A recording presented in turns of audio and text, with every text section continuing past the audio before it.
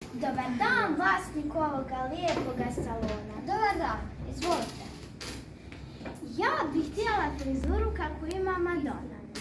Tu kovrčavo, tu ravno, pa na stranu. To je sačujem modernu Milanu. Dobar dan. Nema ništa teže od frizerske struke. No prepustite sad sve u moje ruke.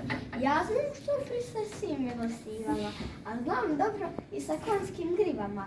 Srećemo mi tu vašu frizuru. Ako hoćete, napravit ću vam i manikuru. Napokon pravi frizer, a već sam izgubila nadu da ću tako ga pronaći u gradu. Ako dobro vidim, a još nisam slijep, vama bi savršeno pristajao konjski rep. Ah, samo ne rep, tako vam škarica. S konjskim repom izgledam ko starica. A da obojite kosu sivo, pa na točkice. Čujte, vi ste frizer za stare kvočke. Oprostite ako smijem primijetit, vi ste mene došli raspametit. Moje se strpljenje ne može platit. Mogu vam još samo šiške skratit. Ne šiške, šiške mi ne dirajte. Samo ih blago prema gore natapirajte.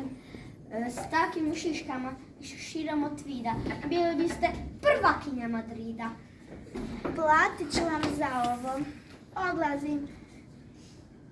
Odlazim ponižena i ljuta. Hvala Bogu, riješio sam s ovih muka. Neka mi ovo za drugi put bude pouka.